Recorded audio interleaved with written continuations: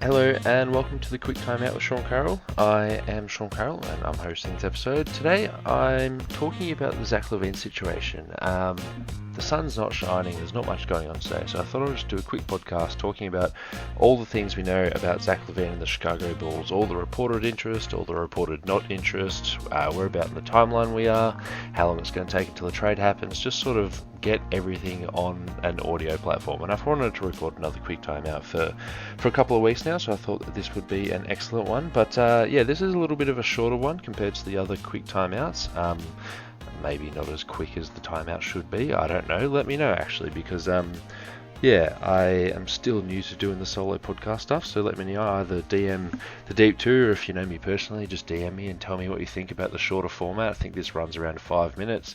And yeah, I hope you learn something, hope you enjoy it, and even let us know what you think about Zach LaVine and where he might go this, well, trade deadline. But more on that later. Let's get into it.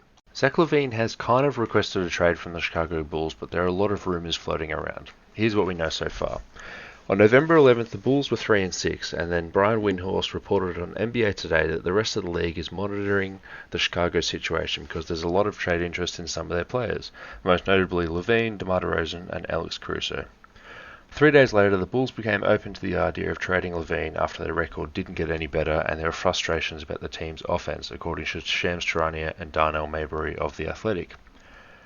The first teams to register interest in LaVine were the LA Lakers, the Miami Heat, and the Philadelphia 76ers, this report also coming from Shams.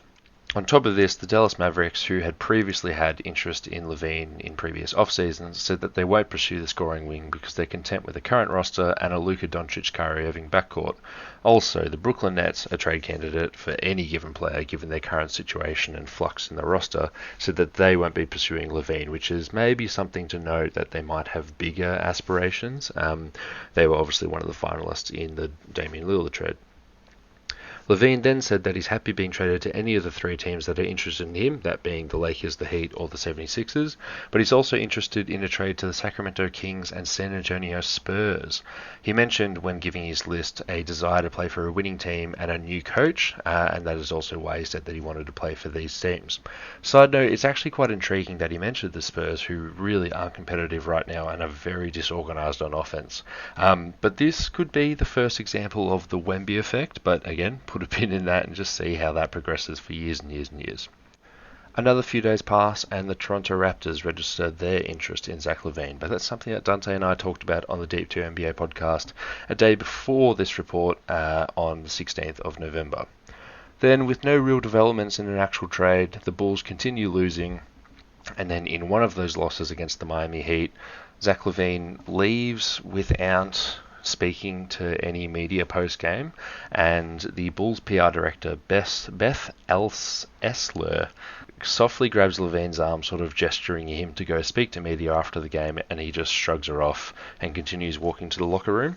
I'll put a link to this action, which was recorded. I think it was actually on the broadcast. I'll put a link to this in the description of the of this episode. It was quite small, but it was something that you sort of have to do if you're a player, I believe. I think you have to, if your PR director says, hey, we need you to speak to the media after the game, you probably have to stay around and do that, but you can make your own judgments based off the video yourself. After that, the Bulls front office came out and said that they were, quote, less than thrilled, unquote, with the exchange, and Billy Donovan is also angry, this coming from Joe Cowley of the Chicago Sun-Times. LaVine said that the exchange was just a miscommunication and they're all fine, but given the whole environment that LaVine is operating in at the moment, where he's requested a trade, he's mentioned some teams that he's interested in, it's, you know, everything's under a microscope and you have to look at it a little bit harder. But that leaves us where we are today. The Bulls were 3-6 when they first said that they weren't happy with their team. They're now 5-12 as I record this podcast, and they've been eliminated from the in-season tournament with a 0-3 record.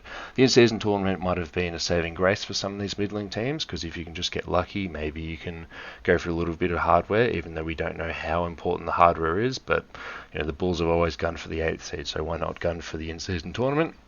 But the final report that we have at the moment, also coming from Darnell Mayberry, is that a trade is likely to happen, but if it is going to happen, it's going to be closer to the February 9th trade deadline, and the Bulls are more than happy waiting it out. Not only are they waiting it out just because they can wait and see how his market matures, but they also want to wait until the December 15th deadline, which is when recently signed players can be traded. So you may as well just wait until more players are able to get on the market, and hopefully you might be able to get a better offer. So it looks like a breakup between the Bulls and LaVine is going to happen, but until then we might be watching some unhappy basketball for the next couple of months, and there might be some more little quips by Zach LaVine, as he doesn't want to speak to the media, as he doesn't want to do XYZ for the team, because if he's already said that he wants to leave, well, it was less than 10 games into the season. Imagine what he's going to do as they keep losing and keep not winning games. So this could be a long and drawn out process, but it looks like Zach LaVine will not be playing for the Bulls by the end of the year. The Jeff Van Gundy Tribute Show is your fortnightly dose of the lighter side of basketball, hosted by me, Marco. And me, Lucas. We take a more laid-back approach, talking about the NBA, the WNBA, FIBA basketball, culture, whatever tickles our fancy or grinds our gears. The show is filled with great guests, classic gags, and a healthy dose of tangents in honour of the great man himself. The Jeff Van Gundy Tribute Show, fortnightly on the Deep 2 Podcast Network. Loves just talking about the league, certain things like that.